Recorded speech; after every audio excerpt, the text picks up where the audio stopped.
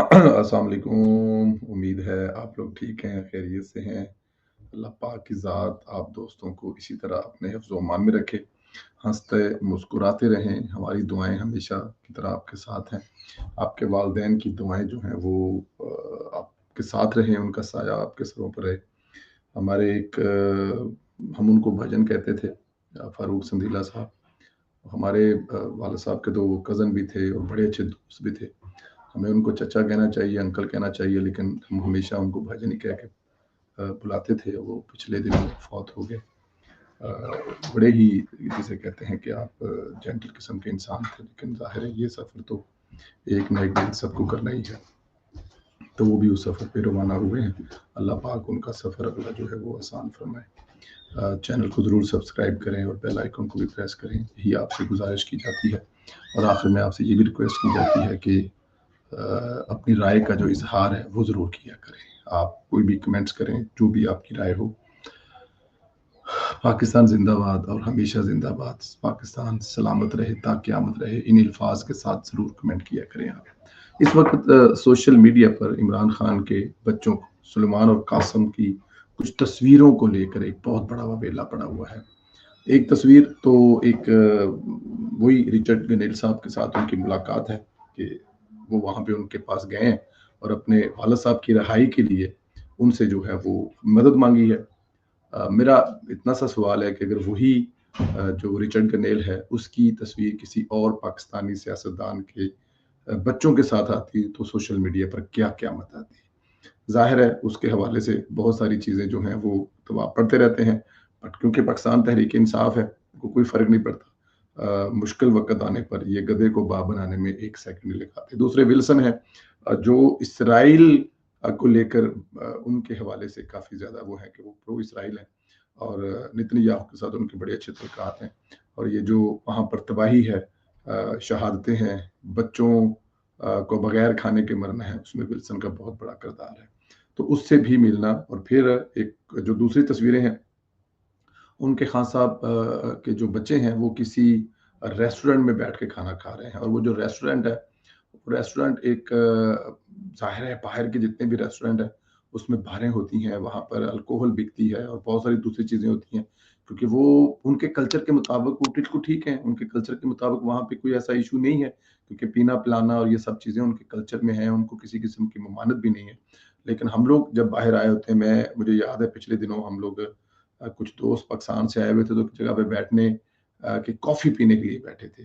तो वहाँ पर जब कॉफ़ी पीने के लिए बैठे तो बड़ी एहतियात से बैठना पड़ा कि यहाँ पर कॉफ़ी तो हम पी रहे हैं, लेकिन इसकी एनवायरनमेंट कुछ ऐसी है कि अगर कोई तस्वीर ऐसी बन जाए तो वो बात आप बाद में आपके लिए मसला ना बने। लेकिन इमरान खान साहब के साहबज़ादे जिस रेस्टोरेंट में बैठकर खाना खा रहे थे, वहाँ की जो एनवायरनमेंट है वो किसी भी तरह से ऐसा नहीं लग रहा था कि वो कोई ऐसा रेस्टोरेंट है, कोई हलाल है।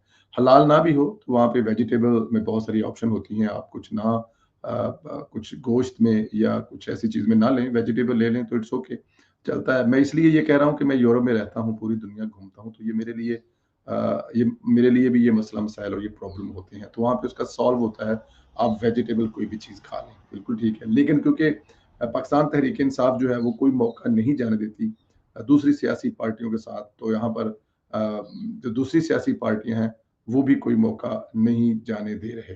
तो वो मौका नहीं जाने दे रहे तो फिर ज़ाहिर है उनको भी इस तरह का सामना करना पड़ेगा। अब जो वो प्लेटों में गोश्त पड़ा हुआ है, उसको लेकर काफ़ी ज़्यादा वबेला है सोशल मीडिया पर कि गोश्त जो है वो हलाल नहीं है और वो किसी ऐसे जानवर का है जिसको खाने में ममानत है। तो इसको लेकर सोशल मीडिया पे एक बहुत ज़्यादा हाइप क्रिएट है। अब फिर इमरान खान साहब के बच्चों के बैठने की एक तस्वीर है कि वो बिल्कुल ऐसे हमारे यहाँ उसको बदतहज़ीबी कहते हैं कि टाँग पे टाँग रख के किसी के सामने बैठना। ये इसको बदतहज़ीबी कहते हैं हमारे कल्चर में। तो वो अपने बाप की तरह टाँग पे टाँग रख के बैठा हुआ है। कुछ लोग कंफर्टेबल होते हैं, शायद तस्वीर उतरवाने से पहले उनको बता देना चाहिए कि आप सीधे हो जाएँ, फिर बाद में रख लीजिएगा। लेकिन खैर ऐसा नहीं हुआ।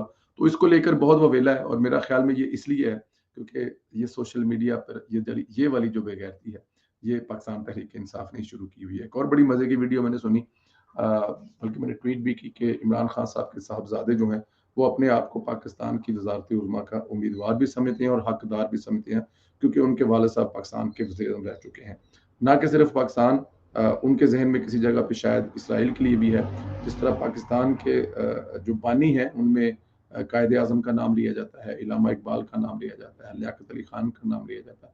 ये बहुत बड़े बड़े नाम लिए जाते हैं। इसी तरह इसराइल के बानियों में गोल्ड स्मिथ का नाम आता है, क्योंकि इसराइल जो है वो गोल्ड स्मिथ का वतन था और उन्होंने उसके बनने में या उसकी जो उसको उसको मजबूत होने में उनका बड़ा अहम किरदार अदा किया। और गोल्ड स्मिथ जब साहब हैं वो कासम और सुलेमान के नाना है।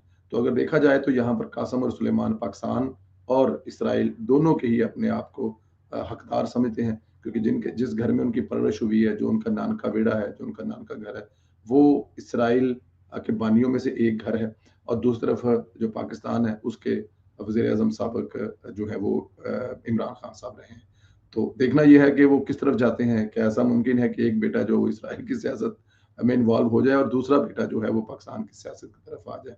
अब तक तो यही कहा जा रहा है कि पाकिस्तान में इमरान खान के साहबजादे जो हैं वो सियासत करने के लिए आ रहे हैं, लेकिन देखना ये है कि वो आते हैं या नहीं आते हैं। क्या उनको वो हमायत हासिल होगी? देखिए, पाकिस्तान में इसमें कोई शक नहीं है। दुनिया के तकरीबन सारे मुल्कों में ऐसा होता है, लेकिन पाकिस्तान में एस्टेब्लिशमेंट की हमायत का होना बहुत लाजमी है।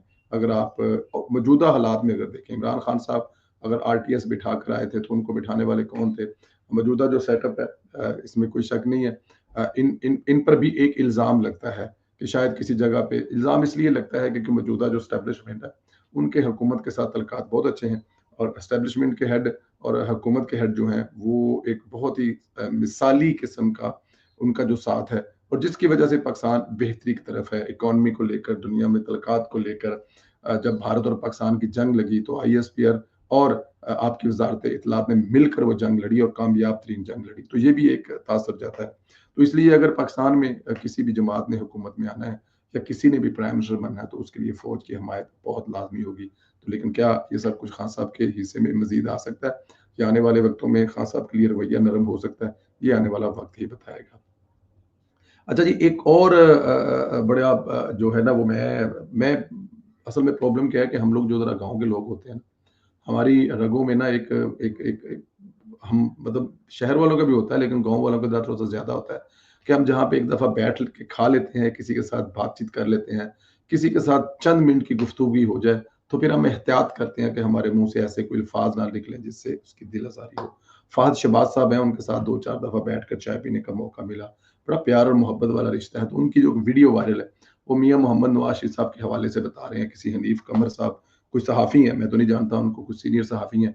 तो उनके हवाले से वो किसी मीटिंग में शामिल थे, जहाँ पर नवाज़ शरीफ साहब जो हैं वो शहबाज शरीफ साहब पर काफ़ी ख़फ़ा हैं। और वो जो अल्फ़ाज़ इस्तेमाल कर रहे हैं ना फ़हद शहबाज साहब, मैं माज़रत के साथ कहूँ फ़हद शहबाज भाई, ऐसे अल्फ़ाज़ नवाज़ शरीफ के मुँह से कभी निकले ही नहीं है। देखिए, मैंने लंदन में और लाहौर में बहुत सारी जगहों पे मियाँ साहब के साथ बैठकर खाना खाया। उनकी बहुत सारी मीटिंग अटेंड की और घंटों मीटिंग अटेंड की।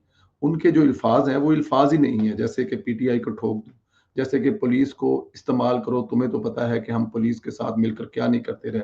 और उसके अलावा फिर जजों के बारे में कहा कि तुमसे जज हैंडल नहीं हो रहे, अपनी टीम से कहें कि वो जजों को हैंडल करें। ये अल्फ़ाज़ कम से कम मैं अपनी अपनी वो बता रहा हूँ जो मैं अपने मियाँ साहब के साथ कुछ मीटिंगों में बैठने का इत्तेफ़ाक हुआ, जिनमें शायद हमने एक लफ़्ज़ भी ना बोला हो, लेकिन सुनने का इत्तेफ़ाक हुआ। मैंने 4-4, 5-5, 6-6 घंटे में जब मॉडल टाउन में कायदे मोहतरम की मीटिंग चल रही होती थी इंटरव्यूज़ के लिए, तो वो मैंने अटेंड की हैं।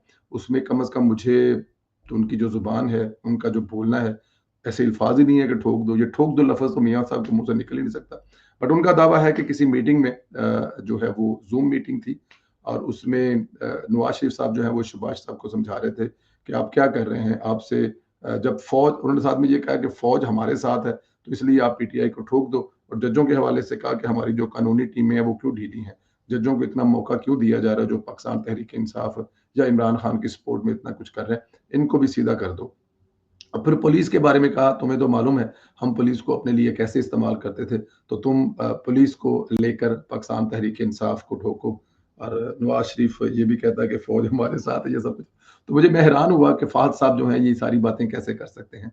और ये करने के साथ साथ इस पे वो मतलब कि जाहिर है अच्छे टीवियों पर बैठते हैं, अच्छे इंटरव्यू करते हैं, अच्छे सहाफ़ी हैं, लेकिन इसका मतलब ये नहीं है कि आप कुछ भी कह लें और कुछ भी कर लें, लोग आपसे माने। हाँ, ये ज़रूर होता है कि आपको पाकिस्तान मतलब आज़ाद सैयद साहब हैं, पिछले दिनों से कुछ बहकी-बहकी बातें कर रहे हैं। फ़ाज़ शहबाज साहब ने देखा कि आज़ाद सैयद हर जगह पे डिस्कस हो रहे हैं, तो फिर मैं पीछे क्यों रह गया हूँ? तो वो फवाद शहबाज साहब जो हैं वो भी सामने आ गए, उन्होंने भी इस किस्म की गुफ्तगू करनी शुरू कर दी। लेकिन मेरे ख्याल में ये ज़्यादा हो गई है। इस किस्म की गुफ्तगू जो है वो ना तो नवाज शरीफ साहब कर सकते हैं और ना वो कभी हो सकती है, तो थोड़ा-सा ख़्याल कर लेना चाहिए। अच्छा जी, पंजाब में जो इनकलाब आया है, हमारे जो दोस्त मंत्री हैं राणा सिकंदर साहब मरीम नवाज़ की क़यादत में जब उन्होंने ये वज़ारत सँभाली थी, तो अब तक लेके सरकारी स्कूल जो हैं, वो प्राइवेट स्कूलों से बहुत आगे निकल चुके हैं। इस वक़्त पंजाब में रिज़ल्ट जो हैं वो सरकारी स्कूलों के आए हैं, जिनमें 1100 मतलब 1200 में से आप 90%, 98%, 94%, 93% या 98% जो नंबर्स हैं जो पोज़ीशन होल्डर हैं, वो सरकारी स्कूलों के हैं। लोधना और कसूर के बच्चों ने टॉप किया है और मरियम नवाज़ साहिबा ने ट्वीट करके उनको मुबारकबाद भी दी है। जो लोधना के बच्चे हैं, वो एक स्कूल टीचर के बेटे हैं और जो कसूर की बच्ची है, ये दोनों ने टॉप किया है। कसूर की बच्ची और लोधना के बच्चे ने टॉप किया है, जिसको मरियम नवाज़ साहिबा ने खुद मुबारकबाद दी है। तो मैंने ये भी ट्वीट की थी, ये मुमकिन इसलिए हुआ है, सरकारी स्कूलों ने मैदान इसलिए मारा है कि जो हमारे मंत्री साहब हैं, उनके अपने बच्चे जो हैं, वो सरकारी स्कूल में पढ़ते हैं। और ये पाकिस्तान की तारीख में कम से कम हमने तो पहले नहीं सुना कि अगर यही पढ़ते थे कि जो हुक्मरानों के बच्चे हैं, वो जाके अब्रॉड पढ़ते हैं या बाहर पढ़ते हैं। लेकिन ये शायद पंजाब के पहले मंत्री हैं, हमारी ज़िंदगी में, हमारी होश में, हमसे पहले हुआ हो तो हमें पता नहीं है, जिनके अपने बच्चे सरकारी स्कूल में पढ़ते हैं। और जिस मिनिस्टर के बच्चे अपने सरकारी स्कूल में पढ़ते होंगे, मेरे ख्याल में वो खुद ब खुद स्कूल जो है वो ठीक हो जाएँगे। तो राणा सिकंदर साहब, आप यहाँ पे मुबारक के हकदार हैं। अल्लाह ताला की आपको ज़िंदगी दे, सेहत दे। जिस तरह आप काम कर रहे हैं, अगले 5 साल में मेरे ख्याल में सरकारी स्कूल जो हैं वो प्राइवेटों से बहुत आगे निकल जाएँगे। और ये जो बड़ी-बड़ी फीसें और ये बड़े-बड़े प्रोटोकॉल और बड़ी-बड़ी लग्ज़री चीज़ें हैं, उनकी ज़रूरत नहीं रहेगी, क्योंकि स्टूडेंट का बेसिक जो उसको चाहिए होता है वो तालीम। और अगर तालीम सरकारी स्कूलों में अच्छी मिल रही है, हमारे सरकारी स्कूलों से सारे पढ़े हुए हैं, हम सब सरकारी स्कूलों से ही पढ़े हुए हैं। एजुकेशन, ये प्राइवेट बिज़नेस धंधा तो बाद में शुरू हुआ है। तो इस वक़्त पंजाब में जो सरकारी स्कूल हैं, उनका मेयार जो है वो इस वक़्त कमाल का है।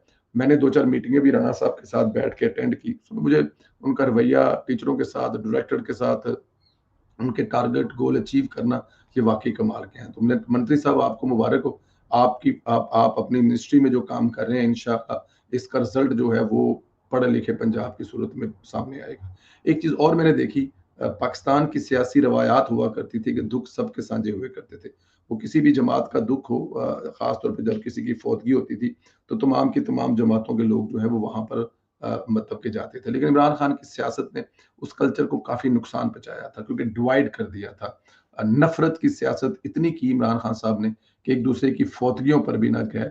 बल्कि जब मुझे याद है कि शरीफ बरादरान की फौतगी हुई, उनकी जो बेगम साहिबा मियाँ मोहम्मद नवाज़ शरीफ साहब की और वालिदा साहबा जब फौत हुई, तो काफ़ी मज़ाक उड़ाए गए, पार्सल की गई हैं, डीएचएल की गई हैं। इस किस्म की बेहुदा गुफ्तगू जो है वो इमरान खान साहब की तरफ से खुद भी की गई और उनकी जमात के बड़े सीनियर तरीन, इमरान खान के करीबी तरीन लोगों की तरफ से तो बाकायदा तौर पर ट्वीटें की गई।